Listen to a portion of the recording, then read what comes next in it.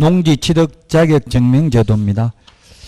오늘 프린터 개정법령 국민참여입법센터 이게 사이트에 들어가 보면 이 내용을 확인할 수 있습니다. 요약집에다가 이거 요약집에도 반영이 안 돼 있는 부분이거든요. 표시 광고 이거 요약집에 한 페이지 넣어 가지고 다니세요. 1번에 보니까 표시 광고할 때 등록번호 추가하는 걸로 신설될 예정입니다. 8월 달에 확정되면 한 번 더 내드리도록 하겠습니다. 2번에 인터넷 표시 광고할 때는 소면, 가, 중, 거, 기 6개를 추가로 더 표시를 해야 됩니다. 자, 그 다음에 부당한 표시 광고하면 500만 원 이하가 들었는데 3번 부당한 표시 광고 유형입니다. 이게 시행령에 있는 유형 4가지. 그 다음에 인터넷 모니터링 수탁기관 지정이 있는데 이 공공기관 운영에 관한 법률에 따른 공공기관 등에 위탁을 할 수 있습니다. 그 다음에 5번에 부당한 표시 광고했을 때 과태료가 500만 원 이하의 과태료인데 과태료 감경 기준 2분의 1 범위 내에서 깎아줄 수 있는 게 질서 위반 행위 규제법 등에 있는데요. 거기에 기억의 질서 위반 행위 규제법 시행령 2조 2 1호에 해당하는 경우 2분의 1 깎아줄 수 있다 이런 게 있는데 A번에 보니까 기초생활수급자, 차상위계층 이런 분들 깎아줄 수 있습니다. 그 다음에 B번에 보면은 이게 시험에 나올 확률은 그렇게 높진 않습니다. 질서 위반 행위 규제법에 있기 때문에 그래도 한 번 정도 읽어볼 필요 있죠. 한부모 가족 지원법에 따른 한부모 가족, 그 다음에 장애인 중 장애 정도가 심한 장애인, 그 다음 국가유공자, 미성년자 이런 분들은 과태료 50% 깎아줄 수 있다는 이야기입니다. 자, 그 다음에 인터넷을 이용한 중개상물의 표시광고 모니터링 제도인데요. 요건 시행령에 있는 제도입니다. 까만 별표 있는 거. 모니터링은 다음 구분에 따라 실시할 수 있는데 기본 모니터링은 분교별로 실시하는 거고요. 니은의 수시 모니터링은 모니터링 기본 계획에 반영되지 않았으나 법 위반이 의심되는 경우 국토교통부 장관이 필요하다고 판단하여 실시하는 모니터링이고요. 그 다음에 2번에 보니까 지정된 모니터링 업무 수탁기관은 매년 12월 말까지 다음 연도의 모니터링 기본계획을 수립하여 장관에게 보고해야 됩니다. 그 다음에 동그라미 3번 모니터링 기관은 매 분기가 끝난 후 30일 이내에 국토교통부 장관에게 기본 모니터링 결과 보고서를 제출해야 되고요. 그 다음에 이거 반드시 시험에 출제된다고 봐야 돼요. 이번에 8월 20일부로 시행되는 내용입니다. 우리 핵심 비교정리 프린트에는 이 숫자 정리되어 있어요. 30일이 몇 번에 있나요? 우리 암기 프린트는 35번에 있나요? 35번?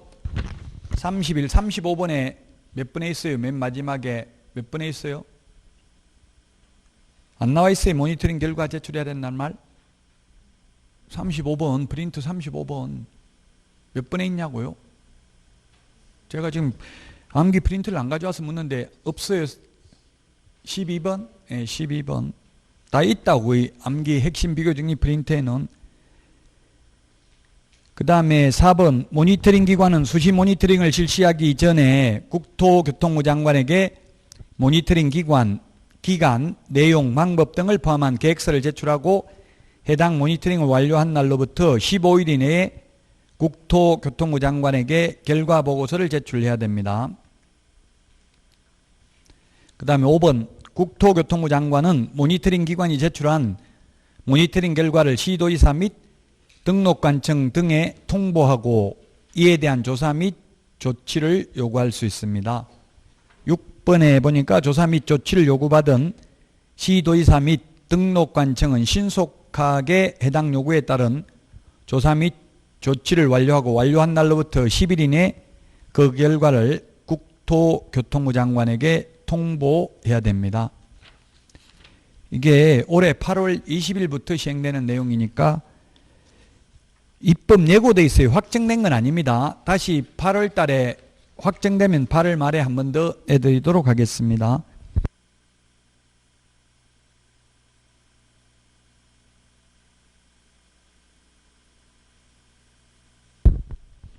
자, 184페이지 농지취득자익증명제도입니다. 양가로 1번 시구 읍면장한테 받습니다. 군수 X입니다. 공법시험에 나올 수가 있습니다.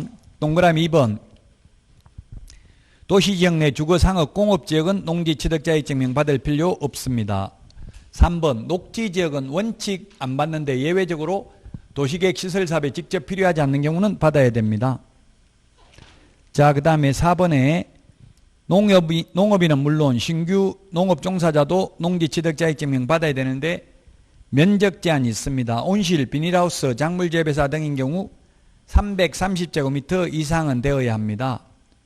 곤충사육사 165제곱미터 밑줄 치세요.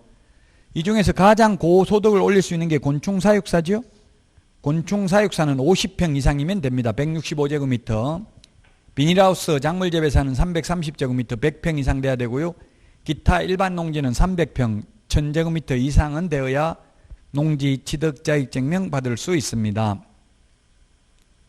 5번에 매매, 승역, 경매, 공매, 화해, 조수로 취득 시 농지취득자익증명 받아야 됩니다. 184페이지 맨 밑에 있는 판례, 이게 공법시험에 판례가 나온다면 이거 하나밖에 없습니다. 즉 농지취득자익증명은 법률행위 효력 요건이 아니라 소유권 이전 등기할 때 필요한 서류일 뿐입니다. 그래서 농지취득자익증명 못 받았다고 매매계약이 당연히 무효가 되는 것은 아닙니다. 예, 당연히 무효가 되는 것은 아니다. 자, 그 다음에 185페이지 농지취득자익증명이 필요하지 않는 주요한 경우입니다. 자, 농지취득자익증명을 받도록 하는 것은 농사를 지을 건지 안 지을 건지 그 의사를 물어보는 건데 국가 지자체는 농사 안 지어도 농지를 소유할 수 있기 때문에 농지취득자익증명이 필요하지 않습니다.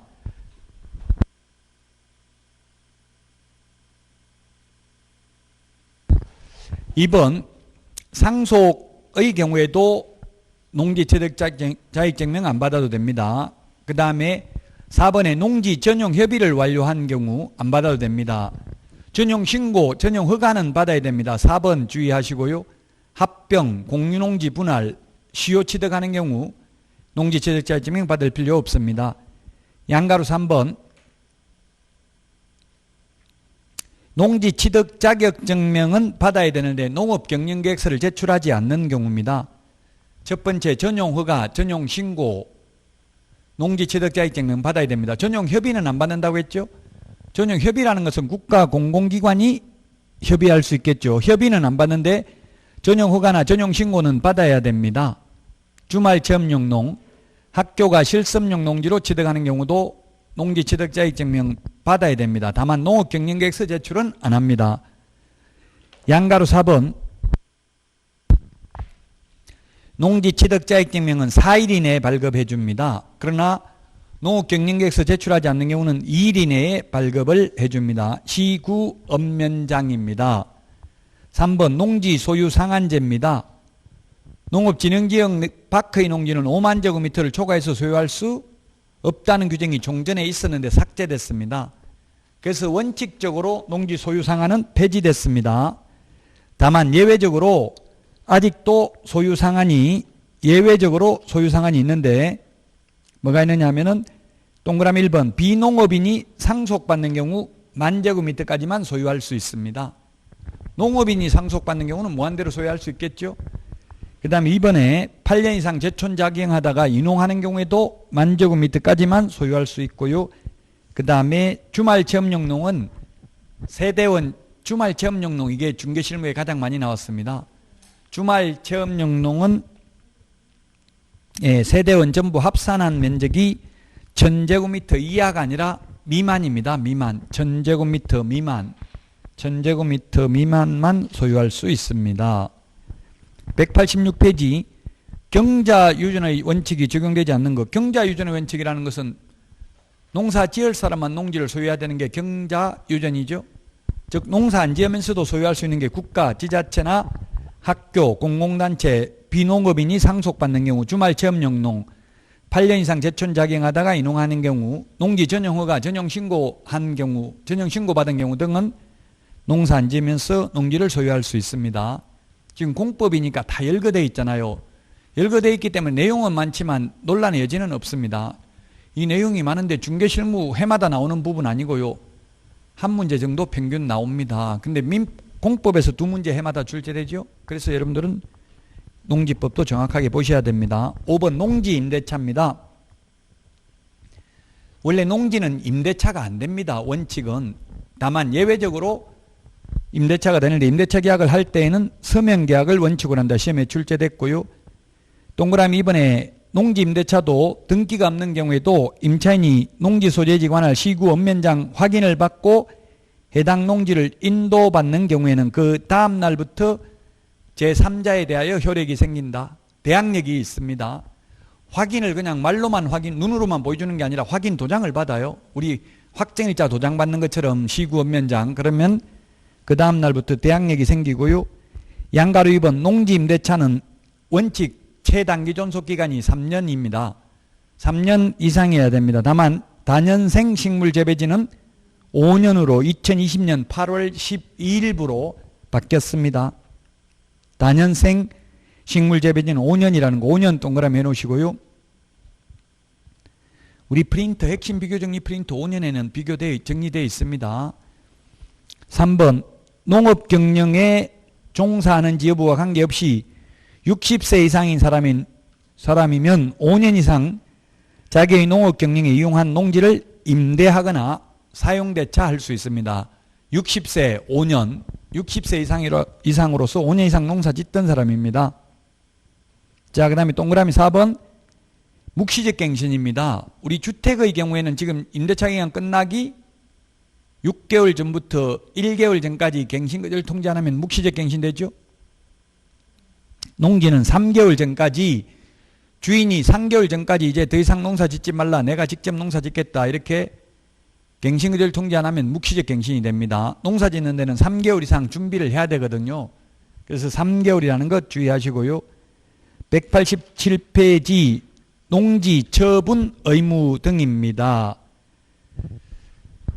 이것도 시험에 우리 중개실무에 많이 출제되었습니다. 농지 소유자는 농업경영에 이용하지 아니하거나 이용하지 아니하게 되었다고 시장, 군수, 구청장이 인정하는 경우 그 사유가 발생한 날로부터 1년 이내에 해당 농지를 그 사유가 발생한 날로부터 당시 세대를 같이 하는 세대원이 아닌 자에게 처분해야 됩니다. 세대원한테 처분하면 의미가 없잖아요. 자, 그 다음에 동그라미 2번 시장, 군수, 구청장은 처분 의무기간 내에 처분 대상 농지를 처분하지 아니한 농지 소유자에게 6개월 이내에 그 농지를 처분할 것을 명할 수 있다. 6개월 이내. 6개월입니다. 우리 프린터 42번에 동그라미 9번에 있죠. 6개월 시험에 출제됐습니다. 숫자는 암기 프린터에 다 있습니다. 42번에 9번에 있죠. 9번. 그리고 1년 이내에 처분 의무기간은 44번에 프린터 44번에 동그라미 17번에 있습니다. 프린터 있으면 밑줄 좀 치세요. 44번에 17번. 자, 그 다음에 2번 매수 청구입니다.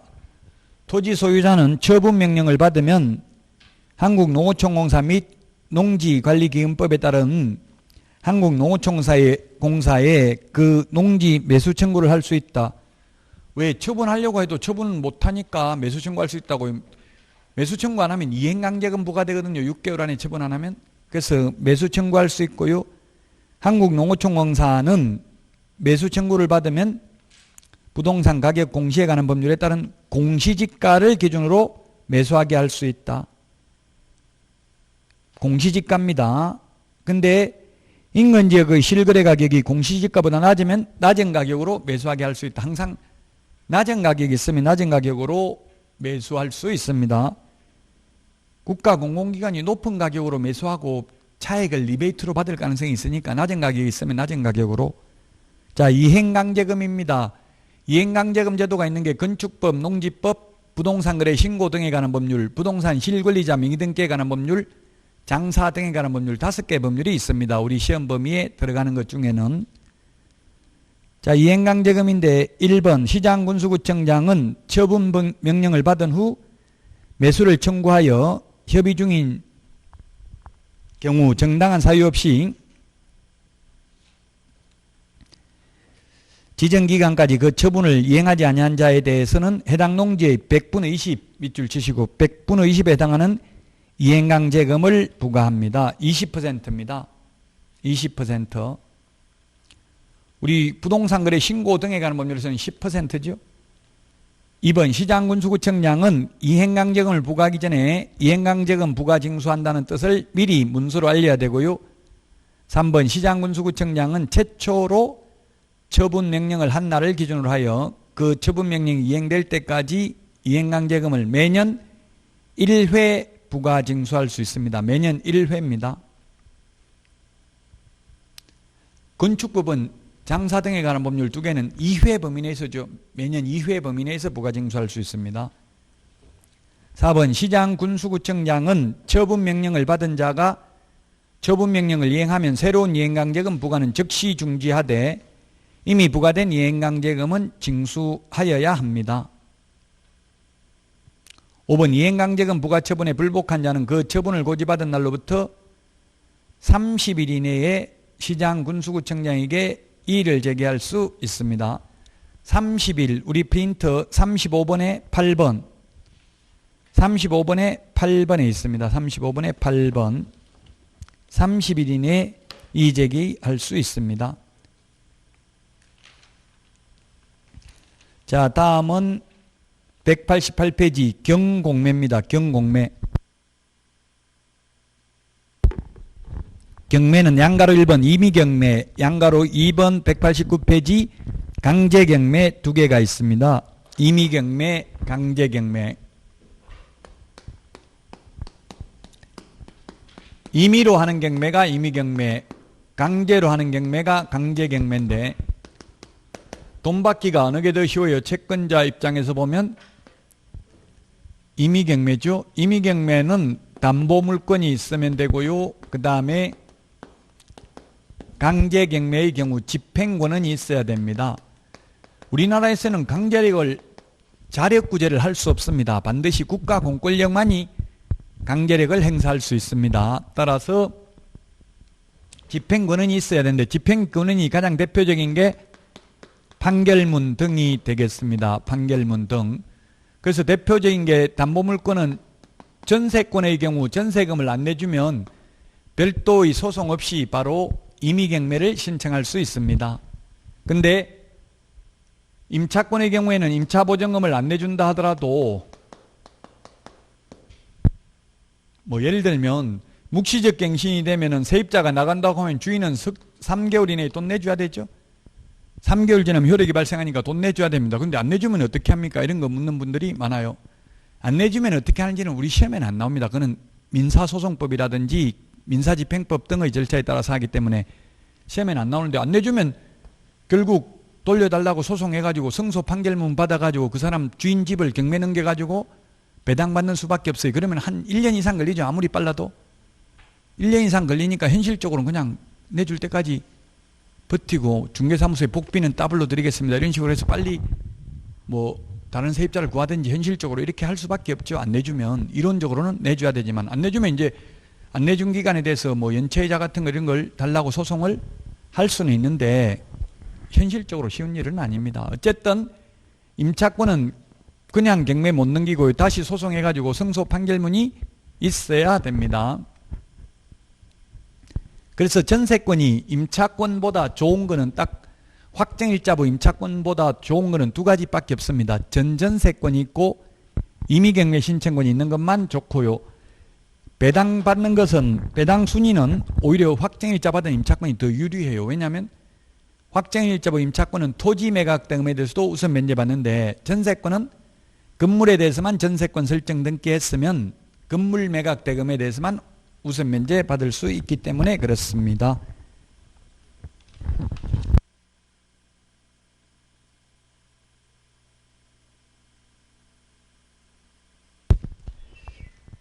(190페이지) 양가로 3번 권리분석입니다.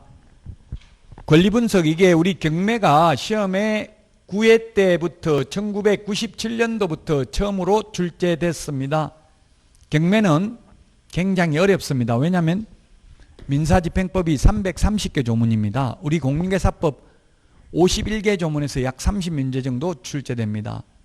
근데 민사집행법은 330개 조문에서 한 문제밖에 안 나옵니다. 그러다 보니까 자세하게 할 수가 없고 기출문제 나왔던 거 위주로 할 수밖에 없습니다. 그래서 기출문제 나왔던 게 9회 때 처음 나왔는데 소재주의가 있고 말소주의, 소재주의, 삭제주의 같은 말이고요. 그 다음에 인수주의가 있습니다. 경매 넘어가면 무조건 말소되는 거 5가지, 이거는 암기를 해야 되는데 근저당권, 저당권,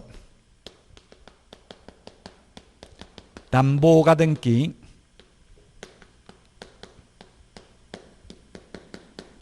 담보가등기, 가압류, 압류, 이거는 무조건 말소됩니다. 이 5개는. 그 다음에 무조건 인수되는 게 유치권, 분묘기지권, 법정지상권,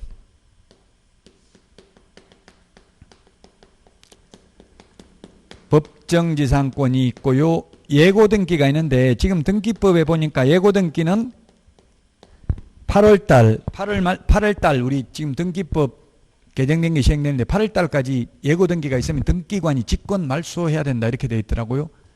그래서 아마도 예고등기는 시험에는 안 나올 거예요. 만약 예고등기도 지금 현재는 인수된다고 봐야 돼요. 8월 이후에는 이제 무조건 등기관이 말소해야 되니까 시험에는 안 나올 것이고요. 그럼 무조건 인수되는 것 중에서 가장 앞서 있는 것을 이것을 말소 기준권리라고 합니다. 말소 기준권리다. 그래서 무조건 인수되는 것, 무조건 말소되는 것 뺀 나머지 권리는 이 말소 기준권리보다 선순위면 대표적인 게 시험에 나오는 게 전세권하고 임차권 2개만 출제됐습니다. 전세권이나 임차권 최선순위면 인수됩니다. 그러면 임차권은 아무리 대항력을 갖추고 있다 하더라도 경매에 있어서는 선순위 담보물권자에게는 대항할 수 없습니다. 그러면 이 후순위 세입자는 방 빼고 이사 나가야 됩니다. 단 순위에 따른 배당만 받을 뿐입니다. 그 최선순위 임차권은 전액을 배당받을 때까지 대항력을 주장할 수 있습니다. 근데 전세권은 배당 요구하면 말소됩니다. 전세권은 물건이기 때문에 최선순위 전세권이 배당 요구하면 무조건 배당금은 다 받을 수밖에 없습니다. 그래서 배당 다 받으면 당연히 말소되어야 할 것입니다. 그래서 무조건 소재되는 건 안전하고요. 인수되는 건 위험하죠. 위험하다는 말은 아까도 말했지만 분묘기지권이 성립되어 있는 토지를 경매로 낙찰받아도 그 묘를 강제로 이장시킬 수 없고요. 그 다음에 유치권도, 그래서 유치권자는 경매 신청권은 있지만 우선 면제권은 없다. 유치권자. 우선 면제권은 없지만 강력한 우선 변제적 효력은 있다 하면 또 맞는 말이에요. 그래서 유치권 인수됩니다. 법정지상권도 마찬가지로 인수됩니다. 그럼 여러분들이 돈을 많이 벌려면 위험한 거 해야 됩니까? 안전한 걸 해야 됩니까? 네, 위험한 거 해야 돼요. 위험과 수익률은 비례하죠. 위험과 수익률은 비례해요. 저도 지금 평택에 지금 아파트 분양권을 3개 샀다가 마이너스 피 5천만 원씩 받고 2개를 팔고 1개는 못 팔아가지고 살 사람이 없어서 그냥 주려고 해도 아무도 살 사람이 없어서 못 팔았는데 지금 1억 정도 올라갔어요. 피가 오히려. 그 위험한 게 수익률이 높더라고요. 잘못하면 망할 수 있고, 그래도 남은 거는 하나도 없어요. 지금 1억 손해본 거 이제 본전이에요, 본전. 근데 그건 또 언제 꺼질지 몰라. 지금 호가를 입주하고 나니까 그냥 입주자들이 올려가지고 담합을 해가지고 요즘 부동산 시세가 아파트는 그렇게 형성되잖아요. 입주자들끼리 입주하면 우리도 1억 올리자. 다른 데 다 올라갔는데 왜 우리만 마이너스 피냐. 이런 식으로 해서 그냥 올려버리는 거예요. 근데 올라가긴 올라가는지 계속 부동산에서 연락 와요. 문자 오고 뭐 안 팔았으면 팔 거냐고. 옛날에는 아무리 팔라고 해도 연락 아무도 안 오고 전화하면 못 팝니다 하고 받지도 않다가 좀 바뀐 것 같아요. 분위기가. 어쨌든 위험한 게 수익률은 높습니다. 망할 때 망할 수는 있고요. 그 연세 드신 분들은 너무 젊은 분들은 부동산 해가 돈 많이 벌어야 되고 나이 많은 사람은 이제 안전하게 사는 게 더 나을 수도 있어요. 괜히 지금 나이 먹어가지고 한번 망하면 영원히 복구 불능입니다. 어쨌든 학개론 시험에 나오면 위험과 수익률은 비례한다. 위험성이 큰 게 수익률도 높을 수 있다. 왜냐하면 이런 게 있다고 하면 아무도 낙찰 안 받으려고 할 거 아니에요. 그럼 계속 그 낙찰가가 떨어지겠죠. 1억 했다가 아무도 입찰 안 하면 1억 8천, 그 다음에 6,400 이렇게 가격이 계속 떨어지면 위험하니까 싸게 낙찰 받아가지고 이게 유치권자가 가짜 유치권이 90% 이상이거든요. 지금 현재 우리 경매가. 그럼 가짜라는 걸 입증해서 이걸 내보낼 수 있다면 돈 벌 수 있다는 이야기예요. 우리나라 수익률 가장 높은 게 예고등기고요. 현재 기네스북에 있는 거는. 그 다음에 또 이게 전설적인 이야기가 북묘기지권, 흑염소, 양평 이렇게 해가지고 인터넷에 검색해 보시면 양평에 흑염소 사건이 있어요. 북묘기지권 성립되어 있는데 안 나가도 되는데 어떻게 했냐면 염소를 그 묘 봉분 주위에다가 울타리 쳐가지고 염소 갖다 풀어놓고 그 묘지 주인한테 연락한 거예요. 당신 조상들이 이 염소발 안에 지폐를 피는 것을 보러 오시기 바랍니다 해가지고 약 올리는 거예요. 그러니까 문중에서 쫓아와가지고 막 싸우다가 결국 그러면 한쪽 귀퉁이를 옮겨주시면 옮기는데 200만 들어가고 또 보상금 200 해서 한 분묘 1기당 500만 원씩 들어가가지고 50기 2억 5천 들어가지고 다 옮기고 거기다 펜션 지어가지고 수백억 벌었다 이런 전설적인 이야기가 인터넷 치보면 나와요. 양평, 흑염소, 분묘기지권 이렇게 양평 이렇게 세 가지 키워드 검색하면 나올 거예요. 그 이제 자기 돈이 여유가 있으면 이렇게 위험한 걸 하면 되는데 대출 받아가지고 위험한 거 하기는 어렵죠. 오늘도 또 쉬는 시간에 지금 저는 뭐 하루에 한 통 이상 전화 와요. 졸업 합격하신 분들. 여러분들도 이제 제가 올해 시험 마지막 날 제가 전화번호를 알려드리도록 하겠습니다. 그 연락 받아보니까 지금 팔지도 않은 상태에서 자기 집 팔지도 않은 상태에서 8억짜리 집을 사겠다더라고요. 저도 그래가지고 굉장히 고생 많이 하는데 팔리지도 않은 상태에서 먼저 샀다가 잘못하면 대출도 안 되고 이러면 굉장히 고생할 수 있죠. 일단 사고 팔 때는 내 거부터 먼저 팔고 사는 게 좋아요. 뭐 둘렁 사기만 사놓고 집이 안 팔리면 제가 7년 동안 고생한 적도 있어요. 팔라고 내놨는데 7년 만에 팔린 적도 있었어요. 사자마자 팔라고 했는데 7년 동안 안 팔려가지고 못 팔았어요. 가격이 내려가려고 하면 팔라고 해도 팔지 못하죠. 더 싸게 한다 해도 아무도 안 사요. 더 내려갈 걸로 심리적으로 생각하고 올라가면 계속 사람들이 또 살라고 그래요. 근데 지금 자꾸 연락 오면 팔아라고 연락 온다는 거는 가격이 올라가고 있다는 이야기죠. 그럼 사람들이 더 안 팔라고 하고 내려가면 또 뭐 자꾸 더 싸게라도 팔라고 하고 이렇게 심리적으로 그런 게 있거든요. 자, 191페이지 경매 절차입니다. 경매 절차. 이 경매 절차도 9회 때 시험에 나오긴 했는데 한번 23년 전에 한번 출제되기는 했습니다. 이 경매 절차는 여러분들이 시간이 남으면 법원에 직접 한번 가서 보시면 오전만 가서 보시면 이해하기가 쉬울 겁니다. 자, 채권자가 경매 신청을 합니다. 경매 신청은 돈 받을 사람이 경매 신청을 한다고요. 부동산 소재지 지방법원에다가.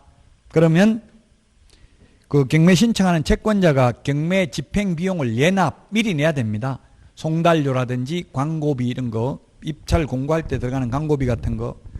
그리고 나면 법원에서 이제 경매 준비를 하는데 목적 부동산을 압류하고 경매 개시 결정 등기를 하고 채무자에게 송달, 채권자에게 고지합니다. 채무자에게 당신 집 경매 넘어간다. 안 갚으면 빚 이렇게 송달 보낸다는 이야기죠. 보낼 송자. 저도 이런 경험이 있는데 누나가 1억을 빌려주는데 10억 자영이 빌려주는데 10년 동안 돈을 못 받았어요. 어떻게 하면 되냐 묻길래 제가 경매 넘겨라 해서 경매 신청을 했어요. 경매 신청하니까 바로 연락 왔더라고. 10년 동안 못 받은 거 1억 원금만 줄 테니까 좀 치하해달라 경매. 그 누나는 어떻게 생각하겠어요? 이때까지 10년 동안 못 받았던 거 아이고 원금이라도 받으니까 얼마나 좋아요. 알았다고 바로 합의해주고 그냥 치하를 했어요. 연합한 비용 이것도 다 떼이고 연합한 비용도 못 받고요. 일단 협상을 하려면 좀 이자하고 안 된다. 2억 달라. 뭐 예를 들어서 이런 식으로 했다가 줄여가지고 1억 5천 뭐 이런 식으로 합의를 해야 되는데 바로 그냥 원금만 받고 치하해 줬어요. 경매를. 그래서 돈이 있는 사람들은 경매 넘긴다고 하면 웬만하면 갚아요. 근데 돈이 없으면 뭐 아무리 송달이 돼도 갚을 수가 없죠. 진짜 돈이 없으면. 자, 그 다음에 경매 개시 결정을 하고 나면 공공기관에 채권 통지 최고를 합니다. 세무서에 세금 받을 거 있으면 교부 청구하라고 알려주고요. 그 다음에 집행관으로 하여금 부동산 현황조사 명령을 하고요. 감정평가사로 하여금 감정평가 명령을 해서 평가액을 참조해서 최저 매각 가격을 정합니다. 우리 경매는 완전 자유경쟁매매가 아니라 제한경쟁매매입니다. 최저 매각 가격 1억부터 시작한다. 1억보다 높게 써낸 사람 중에서 1등 뽑겠다. 이게 경매입니다. 경매란 경쟁매매고요. 경쟁매매란 다수의 매수 희망자에게 매수 청약을 하게 하고 가장 높은 가격으로 매수 청약을 한 자에게 매도 승낙을 함으로써 이루어지는 매매계약 형식을 경매라고 합니다. 이제 그 감정평가사가 평가한 금액하고 집행관이 현장 조사한 것을 참고해서 매각물건 명세서를 작성합니다. 그 집행관은 뭐 대항력 주장하는 임차권, 있음 이런 걸 이제 매각물건 명세서에 적게 되죠. 자, 그 다음에 매각 공고를 하는데 최초 입찰기일은 공고일로부터 2주일 후로 정한다. 신문에 매각 공고 이런 거 나온 거 봤죠? 그러면 공고 나오고 나서 2주 후에 합니다. 왜냐하면 오늘 매각 공고 해가지고 내일 경매 매각 실시한다 해버리면 하루 만에 권리분석하고 현장 조사해서 시세가 얼마인지 이런 거 파악하기 좀 힘들죠. 그래서 2주 후로 정하게 되고요. 법원 게시판 최초 매각기일 공고는 그 요지를 신문에 공고합니다. 신문에 공고하는 게 이게 제가 볼 때는 참 쓸데없는 행동인데요. 신문에 공고하면 그 광고비가 한 건당 20만 원이고요. 100건 합니다. 그럼 광고비가 2천만 원입니다. 그럼 법원에서 신문사에 2천만 원 광고비 줘요. 그러면 신문사는 또 법원에다가 리베이트 1천만 원 제공하고 이렇게 해가지고 옛날에 뉴스에 나왔어요. 그러면 그 법원에서는 한 명 있으면 처벌받으니까 그냥 부서 회식비로 쓰더라고요. 부서 회식비로 썼으니까 그 부서 회식한 사람 전부 다 처벌하기는 어렵잖아요. 그래서 현실적으로 거의 처벌받은 사례는 없습니다. 이거 돈 받아 먹은 거, 리베이트 받은 거.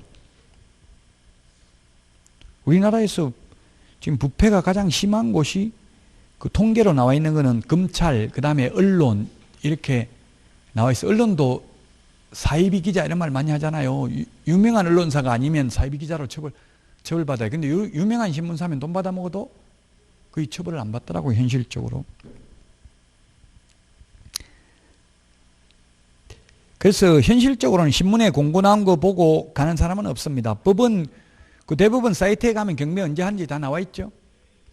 현실적으로는 사설 경매 정보지를 보고 입찰에 많이 참여합니다. 왜 이게 신문 보고는 안 가냐면은 최초 매각기일만 공고하고 한번 유찰된 건 없잖아요.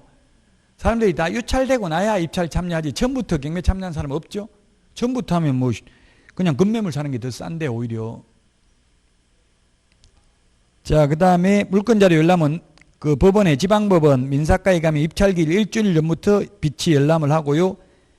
그 다음에 이걸 매각물건 명세서를 열람하고 나서 현장 답사를 합니다. 현장 답사를 하고 나서 이제 경매기일 날 매각을 실시하는데 최고가 이수신고인 1등을 뽑습니다. 자, 사고 싶은 금액 적어내세요 해가지고 그 중에서 제가 여러분들 보고 법원에 가보라고 했는데 가보면 이제 매각기일 날 경매 실시 여기서부터 볼 수 있거든요. 이 법정에 가면 우리 강의실하고 똑같아요. 앞에 교탁처럼 되어 있는 게 이게 법대라고 불러요. 법대. 법대가 있고요. 그 다음에 법대 앞에 투표함처럼 투명한 플라스틱으로 된 함이 있어요. 안에 다 보이는 거. 그 다음에 투표소처럼 옆에 기표소가 있어요. 커튼 쳐가지고. 그럼 그 기표소 안에 들어가가지고 그 커튼 치는데 안에 들어가가지고 입찰표 적고 입찰 보증금 봉투에 돈 넣고 두 개를 노란 대봉투에 넣어가지고 반 접어가지고 입찰함에다가 넣어요. 그러면 입찰을 개시 선언하고 나면 1시간이 지나기 전에는 입찰 마감을 하지 못한다 이렇게 돼 있어요. 그러면 10시에 시작하면 11시에 마감할 수 있는데 딱 11시에 하면 또 누가 항의할 수 있으니까 11시 10분에 개찰을 해요. 봉투를 뜯어요. 이제 이 투표함처럼 돼 있는 그 개찰함에 봉투를 다 쏟아가지고 봉투 뜯어가지고 누가 얼마 적었는지 불러요. 불러가지고 그중에 가장 높게 써낸 사람이 최고가 매수 신고인이 되는 거예요. 그 1등 최고 높게 써낸 사람이 2명 이상이면 추가 입찰을 실시합니다. 최고 높게 써낸 사람 동점자끼리. 그래서 그래도 또 동점자가 나오면 추첨을 합니다. 근데 2등 차순위 매수 신고인이 2명 이상 나오면 처음부터 추첨을 합니다. 자, 그런데 최저 매각 가격 이상 써낸 사람이 한 명도 없으면 유찰됐다 하고 유찰되면 새 매각을 실시합니다. 새 매각을 할 때는 상당한 금액을 저감, 가격을 깎아줍니다. 자, 최고가 매수 신고인이 결정되고 나면 일주일 안에 매각 허부 결정을 합니다. 허가 또는 불허가 결정. 농지의 경우 농지 취득자익증명 경매는 받아야 되는데요. 이 매각 허부 결정, 허가 또는 불허가 결정 기일까지 농지 취득자익증명 제출해야 됩니다. 제출 안 하면 불허가 결정이 납니다. 농지 취득자익증명을 제출 안 해서 불허가 결정이 나면 매수보전금 최저 매각 가격 10% 내놓은 거 안 돌려줍니다. 그러니까 꼭 농지 취득자익증명을 제출해야 되고요. 그 다음에 이제 매각 허가 결정이 확정되고 나면 대금 납부를 해야 되고 대금 납부를 하게 되면 등기 없이도 소유권을 취득합니다. 매각 대금을 완납하는 순간. 민법 186조, 187조, 187조는 법률의 규정에 의해서 물권 변동 효력이 생기는 게 있죠. 그래서 이 경매는 등기 없이도 매각 대금을 다 낸 때에 소유권을 취득합니다. 만약에 돈을 안 내면 재매각을 합니다. 재매각. 재매각은 가격을 깎아주지 않습니다. 새매각은 상당한 금액을 저감한다고 했죠. 종전의 가격에서 전차 매각 가격에서 20% 또는 30%를 저감합니다. 근데 재매각은 가격을 깎아주지 않습니다. 만약 대금 납부하고 나면 이제 소유권 이전 등기 촉탁을 해줍니다. 촉탁 등기를 합니다. 법원에서 촉탁을 하고요. 직접 등기소에 갈 필요 없다고 낙찰받은 사람은. 그 다음에 이제 물건을, 부동산을 인도, 명도 받게 되는데 경매의 경우에는 정당한 권한이 없으면, 즉 매수자에게 대항할 수 있는 정당한 권한이 없는 경우에는 인도 명령을 할 수 있습니다. 즉 이 후순위 세입자 이거 당연히 방 빼줘야 되는데 방 안 빼주면 인도 명령을 신청할 수 있고요. 판사한테. 그럼 판사가 인도 명령서를 교부해 주면 곧바로 강제 집행이 가능합니다. 근데 인도 명령은 매각 대금을 납부하고 6개월 이내만 인도 명령을 신청할 수 있고 6개월 넘으면 명도 소송을 해야 됩니다. 소송하려면 소송기간도 2, 3개월 이상 들어가고 소송비도 2, 300만 원 이상 소요됩니다. 근데 한국자산관리공사 공매의 경우에는 인도 명령 제도가 없고 명도 소송밖에 안 됩니다. 자, 여기까지가 경매 절차가 되겠습니다.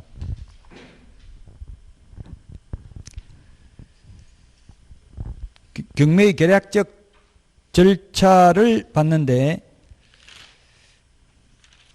자, 192페이지에 보면은 배당 요구의 종기 결정 및 공고인데, 배당 요구의 종기는 압류 효력이 생길 때에는 일주일 이내에 결정하되 종기는 첫 매각길 이전의 날로 정해야 됩니다. 옛날에는 낙찰길인데 첫 매각길 이전의 날로 정해야 되므로 이 최선순위 전세권자나 임차권자가 배당 요구를 했는지 대항력을 주장했는지 알 수 있는 상태에서 입찰에 참여할 수 있습니다. 종전에는 몰랐다고 이게 배당 요구했는지 안 했는지.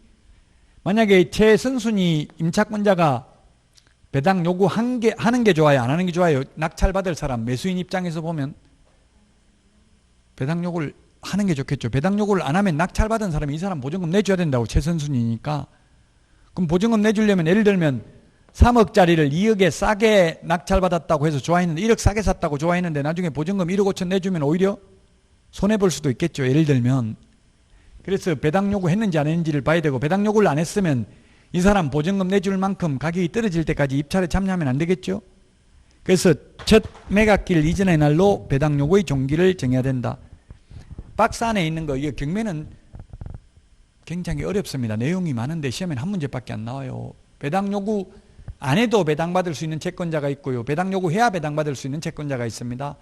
우리 최우선 면제, 우선 면제 받으려면 배당 요구 반드시 해야 됩니다. 판결문 가지고 있는 사람 배당 요구해야 됩니다. 그러나 등기 사항 증명서를 통해서 채권 금액을 확인할 수 있는 저당권, 근저당권자, 전세권자, 등기된 임차권자 이런 사람은 배당 요구 안 해도 당연 배당받을 수 있습니다.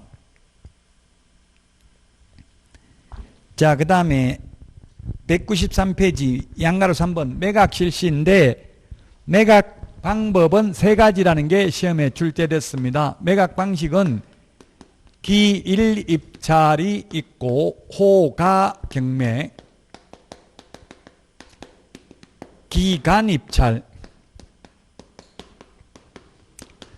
세 가지가 있다. 기일 입찰과 호가 경매는 1기일 2회 입찰을 실시할 수 있다. 하루에 2번 할 수 있다. 근데 두 번째 할 때 가격을 안 깎아줍니다. 그래서 현실적으로는 2회 입찰을 실시하는 곳이 대전지방법원 천안지원에서 했었는데 지금은 거의 실시하지 않고 있습니다. 아무도 입찰에 참여하는 사람이 없다고요. 왜? 오후에 밥 먹고 한 번 더 할 수 있는데 가격을 안 깎아주니까 재미가 없잖아요. 오전에 해가지고 1억부터 시작한다 했는데 1억 이상 쓰는 사람이 한 명도 없으면 오후에 또 할 수 있는데 또 결국 1억부터 시작하니까 참여하는 사람이 없다고요. 기일 입찰은 입찰표에다가 입찰 금액을 적어내고요. 호가 경매는 말로 입으로 불러가면서 높여가는 방식입니다. 옆에서 1억 하니까 나는 1억 1천, 또 옆에서 1억 2천, 1억 3천 이렇게 하는 게 호가 경매입니다. 기간 입찰은 입찰 기간을 일주일 이상 한 달 범위 내에서 입찰 기간을 주고 입찰 기간이 끝나고 나면 일주일 안에 매각 기일을 정해서 매각하는 방식이 기간 입찰입니다. 이론적으로는 기간 입찰이 가장 완벽한 제도입니다. 누가 얼마 쓰냈는지 전혀 알 수가 없습니다. 집행관 사무실로 입찰표를 보내면 됩니다. 등기우편으로. 그래서 완벽한 비밀을 보장해서 높은 가격으로 매각을 유도할 수 있는 장점은 있는데 반해서 기간이 오래 걸리니까 연체이자가 늘어나죠. 그래서 현실적으로 99%는 우리나라에서 기일 입찰을 실시하고 있습니다. 부동산에 대해서는 호가 경매는 실시하지 않고 있습니다. 그래서 시험에 경매 매각 방식은 두 가지이다. 현실적으로는 두 가지인데 시험에 나오면 이론적으로는 세 가지라고요. 호가 경매를 실시하지 않고 있을 뿐이지 실시할 수도 있다고 법관제량이라고요. 법원 이론적으로는 세 가지를 할 수 있다. 그래서 시험에 매각 방식이 두 가지이다. X로 출제되었습니다. 자, 그 다음에 동그라미 2번 193페이지 중간에 가장 시험에 많이 나온 게 바로 이겁니다. 동그라미 3번. 동그라미 2번 매수 신청 보증금은 최저 매각 가격의 10분의 1입니다. 우리 프린트 56번에 10분의 1에 1번에 있는데 이게 1, 2, 3번이 시험에 가장 많이 나왔다. 매수 보증금은 최저 매각 가격의 10분의 1, 10%. 그 다음에 공매 보증금은 매각 예정 가격의 100분의 10, 100분의 10이나 10분의 1이나 같은 말이죠. 100분의 10 이상. 그 다음에 우리 프린트 56번 지금 보고 있는데 항고보증금, 이게 시험에 1번하고 3번이 가장 많이 나왔다. 항고보증금은 매각 가격의 10%입니다. 10분의 1입니다. 매각 가격. 매수보증금은 최저 매각 가격의 10분의 1입니다. 자, 그 다음에 세매각, 재매각이 있는데요. 자, 그러면 이런 게 기출문제 이런 게 나왔습니다. 최저 매각 가격이 2억 5천인데 내가 1등을 하려고 2억 5천만 원을 써냈다. 입찰표에다가. 그러면 옛날에는 내가 써낸 금액의 10%를 보증금으로 냈다고요. 그래서 2,500만 원을 내는데 지금은 최저 매각 가격의 10%를 보증금으로 내면 됩니다. 그러면 남은 잔금이 2억 이상, 2억이 남았네요. 차순위 매수 신고인 2등이 되려면 최고가 매수 신고인이 신고한 금액에서 그 보증금을 뺀 금액 이상 써낸 사람 중에서 가장 높게 써낸 사람이 차순위 매수 신고인이 될 수 있습니다. 2등을 뽑는 이유는 1등이 보증금만 걸어놓고 잔금 안 내면 이 보증금은 몰수해서 배당재단에 편입합니다. 그럼 2등에게 2억에 팔아도 1등이 내놓은 보증금하고 합하면 결국 2억 5천에 판 거나 마찬가지죠. 2억 3천이네. 2억 3천. 보증금 2천만 원 빼면 2억 3천만 원이잖아요. 그 2억 3천만 원에 팔면 결국 두 개 합하면 2억 5천에 1등한테 판 거나 마찬가지잖아요. 그래서 2등을 뽑는다고요.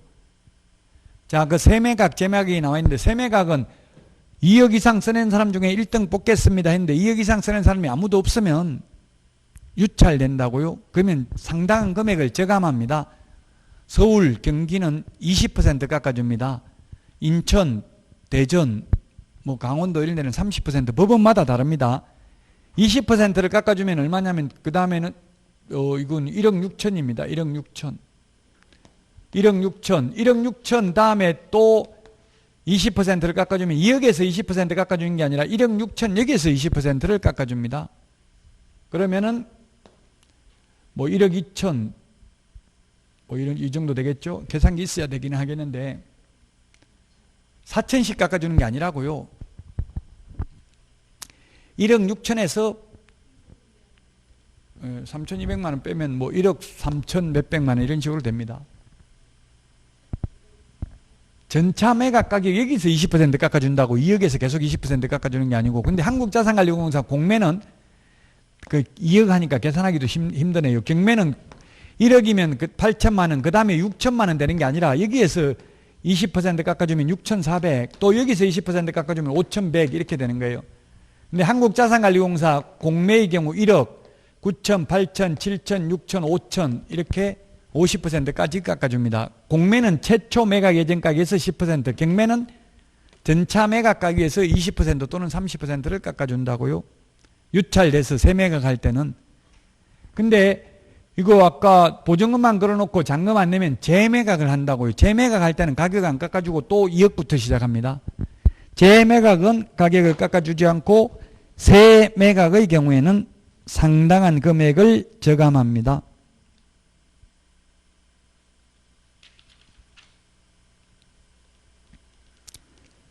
자, 그래서 그 양가로 194페이지 양가로 4번 차순위 매수 신고까지 했습니다.